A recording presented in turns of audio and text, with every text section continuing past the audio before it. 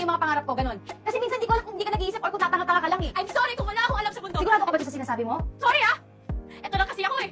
Game ang Viva Films na pagsamahin sa project ang dalawang mahusay na aktres na sina Nadine Lustre at Catherine Bernardo.